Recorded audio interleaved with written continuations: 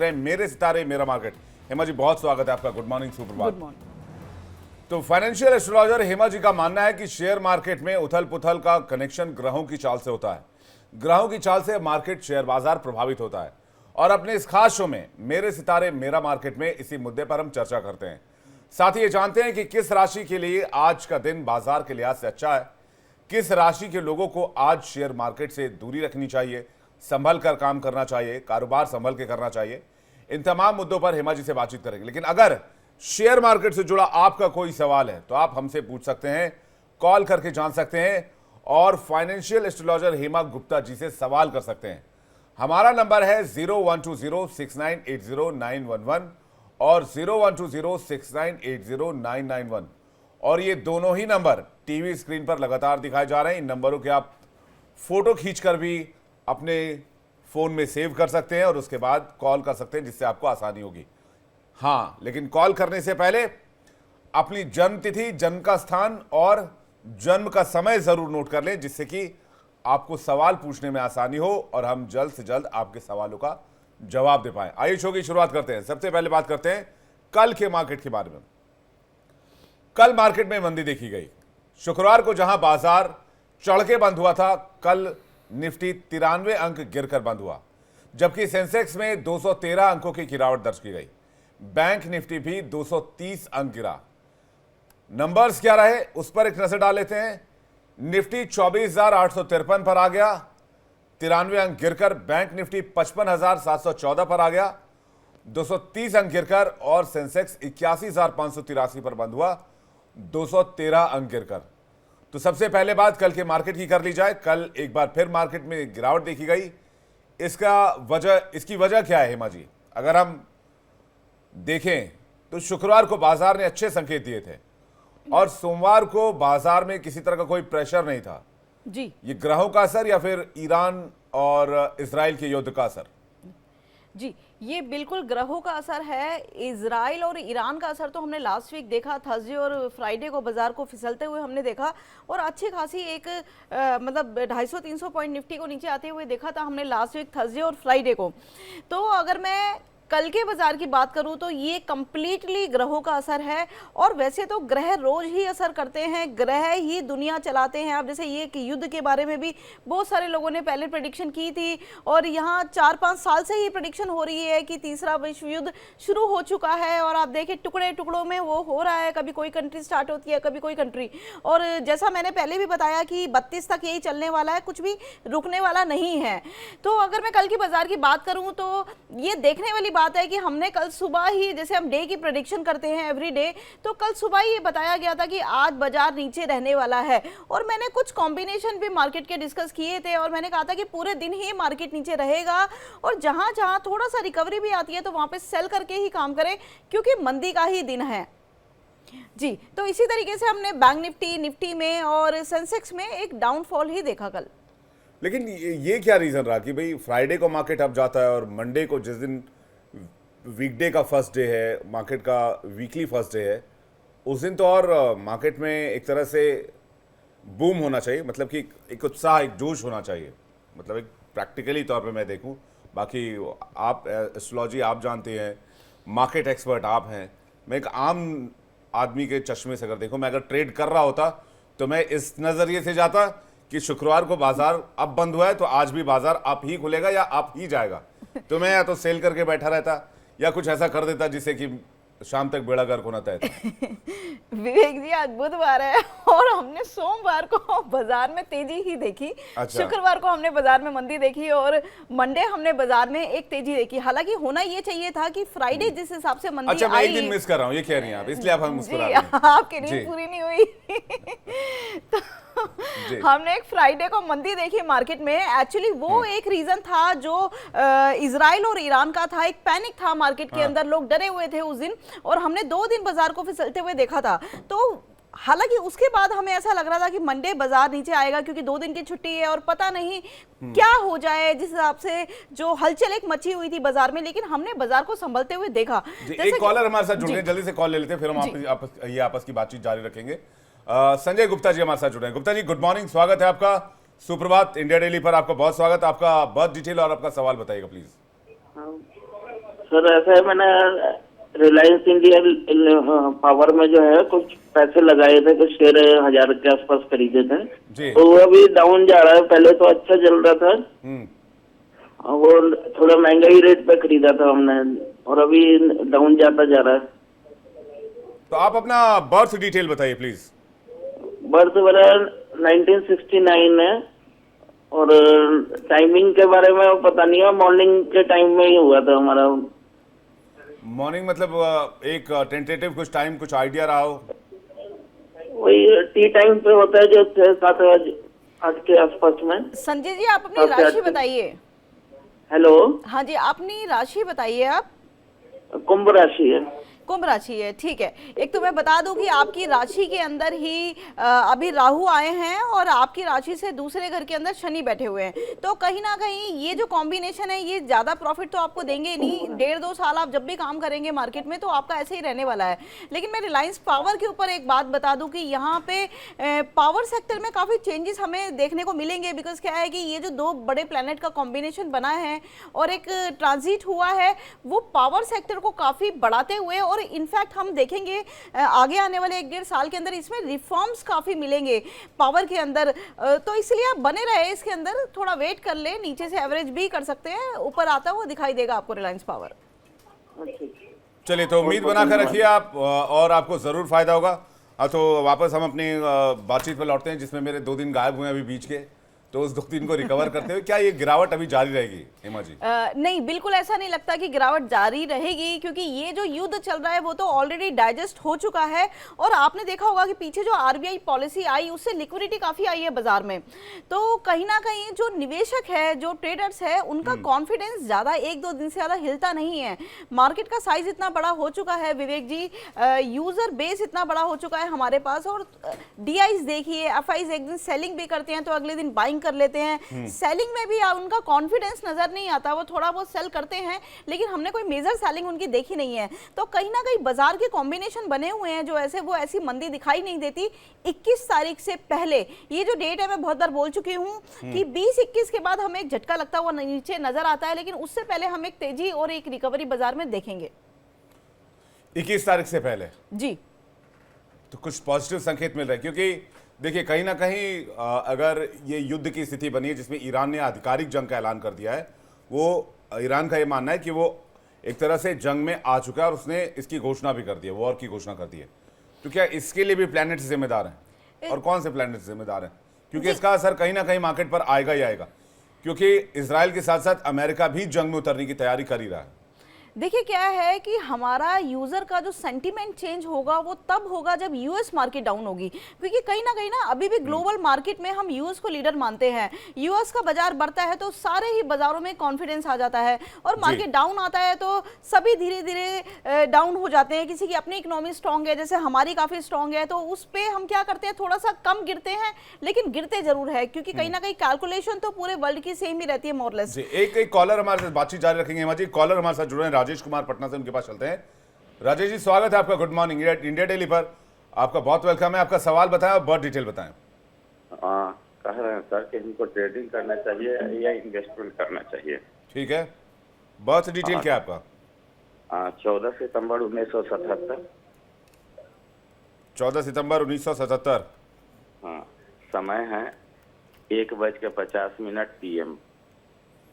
1:50 PM, यानी कि 13:50 PM, 13:50, 24 o'clock के हिसाब से। और बर्थ प्लेस क्या आपका? पटना। पटना ही है, ठीक है।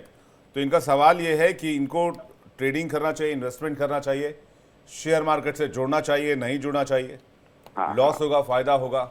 जी हेमा जी, आपका जवाब। इनका धनु लगन निकल के आता है, और इनकी जो राशि है वो आती है कन्या राशि। तो कहीं ना कहीं मैं पहले इनका ट्रेडिंग का बता दूं कि इनका जो पंचमेश है वो मंगल होके इनके 7th हाउस में बैठा हुआ है, और उसके साथ है, देखिए ट्रेडिंग तो इनको करनी चाहिए, इनको कुछ ऐसा लॉस होते हुए यहाँ दिखाई नहीं देता। लेकिन हाँ, जब भी मंगल का आपका पीरियड लगता है उस टाइम पे आप जो भी ट्रेड करेंगे सब में नुकसान होने वाला है। बस एक मंगल वाले, मार्च वाले पीरियड में थोड़े कॉशियस रहिए, अदरवाइज आपको प्रॉफिट होता रहेगा। आपको गोल्ड से अच्छा प्रॉफिट यहाँ पे होता हुआ दिखाई देता है, तो कहीं ना कहीं आप गोल्ड में इन्वेस्टमेंट करेंगे तो ज़्यादा बेटर रहेगा।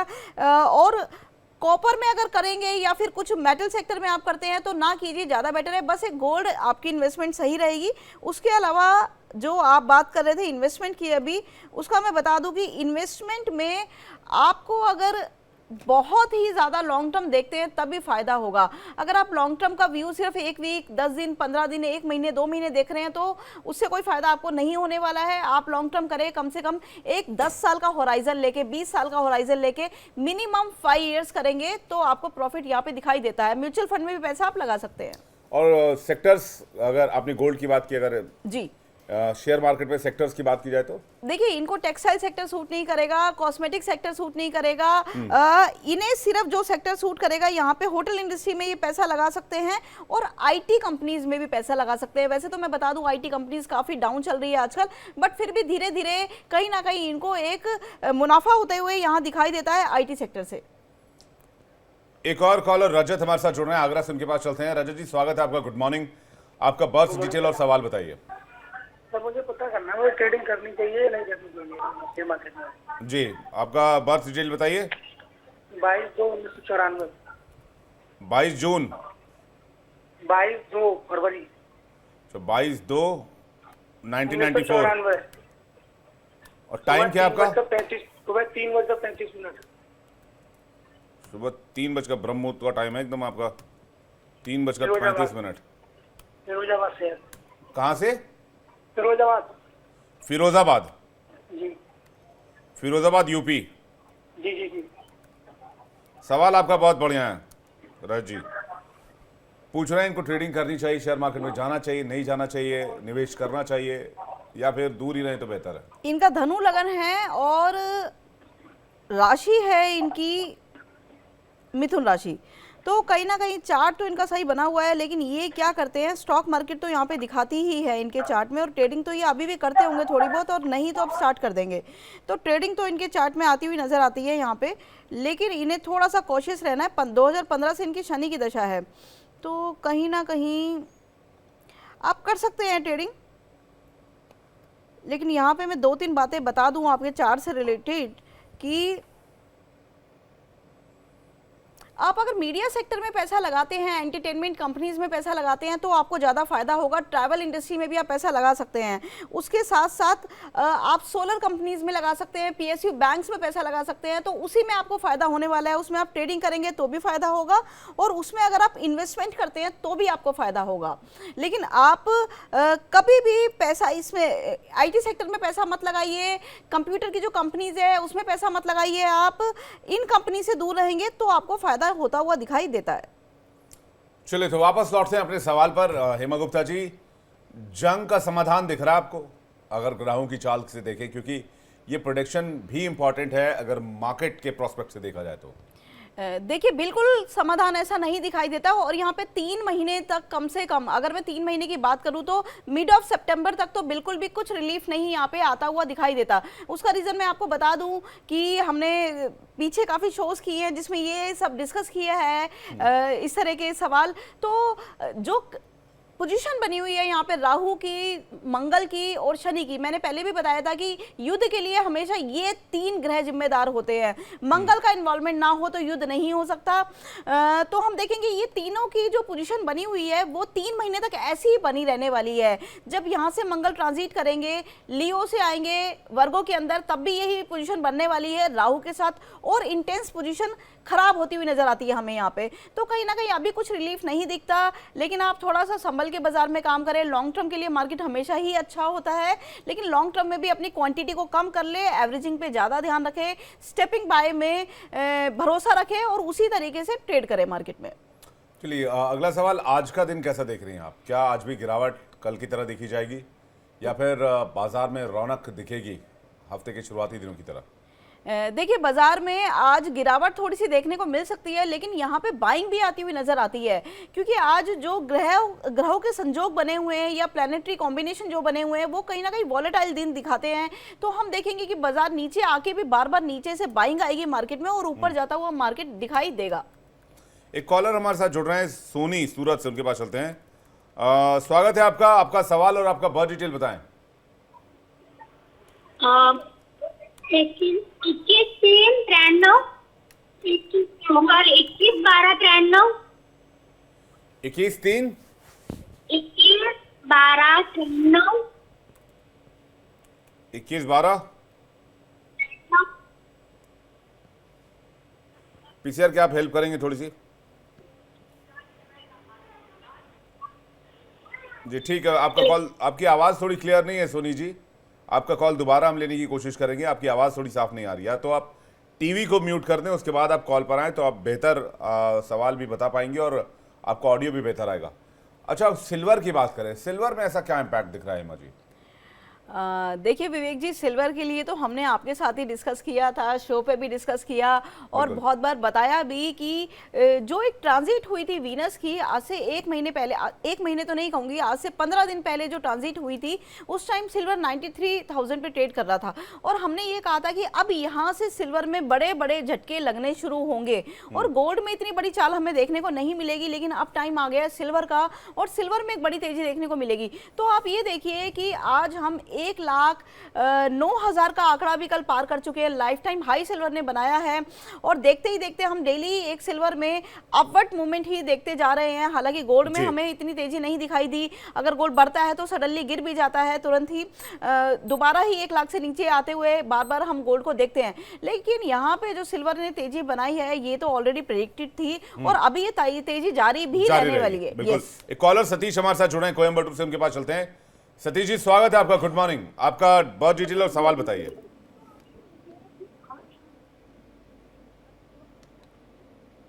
सतीश जी आपका सवाल बताइए अगर आपको आवाज आ रही तो। हाँ जी सर, आवाज आ रही है सर। मैं कह रहा था ऑप्शन ट्रेडिंग में करता हूँ मैं, तो इसमें करने चाहिए मेरी? डेट ऑफ बर्थ मेरी 4/7/1989 है। 0407 1989। ठीक है, आपका बर्थ प्लेस क्या है? मुरादाबाद यूपी। मुरादाबाद यूपी। और टाइम? Time 9:55 PM। 9:55 PM।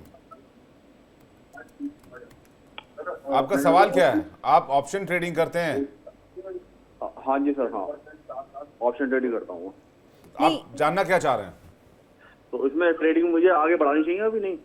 नहीं, इनका जन्म समय क्या है? 4/7/1989 इनका मुरादाबाद का जन्म है। समय क्या है? 9:55 रात में PM। 21:55 अगर हम 24 आवर्स क्लॉक के हिसाब से बात करें जी। Time 9:55 PM। इनका कुंभ लगन निकल के आता है और इनकी कर्क राशि है। जी। यस। इनका बहुत बेसिक सा सवाल है कि ऑप्शन ट्रेडिंग करते हैं, क्या कंटिन्यू करना चाहिए? शेयर विवेक मार्केट जी, से जुड़े रहना ये चाहिए? बेसिक सा सवाल नहीं है ऑप्शन वालों के लिए ये बड़ा सवाल है और ऑप्शन ट्रेडिंग में एक्चुअली इनका चार्ट तो बहुत अच्छा बना हुआ है और इनके स्पेकुलेशन के जो योग है ये भी काफ़ी स्ट्रॉन्ग योग है, बड़ा सोच समझ के ये काम करते हैं, एनालिटिक पावर भी इनकी बड़ी अच्छी यहाँ पे दिखाई देती है। लेकिन इनके साथ एक बहुत बड़ा यहाँ पे इशू जो निकल के आता है वो है इनकी मून की कंडीशन। यहाँ पे इनकी मून की कंडीशन थोड़ी सी सही नहीं है, अदरवाइज इनका चार्ट बहुत बढ़िया है ट्रेडिंग पॉइंट ऑफ व्यू से। तो अगर मैं बात करूं ऑप्शन की तो आप बिल्कुल ऑप्शन में ट्रेडिंग कर सकते हैं और अगर बैंकिंग के ऑप्शन में, बैंक निफ्टी के ऑप्शन में ट्रेड करें तो आपको ज़्यादा फायदा होता हुआ दिखाई देते हैं। फिन निफ्टी में आप ट्रेड कर सकते हो, फिन निफ्टी के ऑप्शन में आप काम कर सकते हो। बाकी ऑप्शन ट्रेडिंग आप कर सकते हैं, थोड़ा सोच समझ के काम करें। लेकिन मैं यहाँ पे थोड़ा सा टाइम साइकिल की बात कर लेती हूँ क्योंकि टाइम साइकिल अगर आपका पॉजिटिव नहीं होता तो आप कितनी भी जानकारी है, कितने भी अच्छे योग है, आप पैसा नहीं कमा सकते। तो यहाँ पे अगर मैं टाइम साइकिल की बात करूँ तो आपकी केतु की दशा लगी है सैटर्न में, तो आप नवंबर तक तो बिल्कुल मत कीजिए, जो भी काम करेंगे लॉस ही होता हुआ नजर आता है यहाँ पे। नवंबर के बाद आप काम कर सकते हैं, बिल्कुल फायदा आपको होगा, डेफिनेटली फायदा होगा नवंबर के बाद। एक कॉलर बसंत हमारे साथ जुड़ रहे हैं दिल्ली से, उनके पास चलते हैं। स्वागत है सर आपका, गुड मॉर्निंग, आपका बर्थ डिटेल और आपका सवाल क्या है?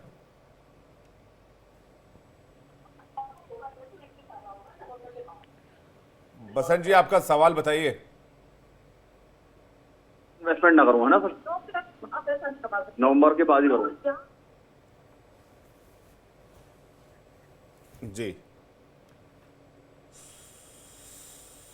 सतीश हमारे साथ कोयम्बटूर से, हालांकि उनका सवाल हमने उनका जवाब दे दिया है।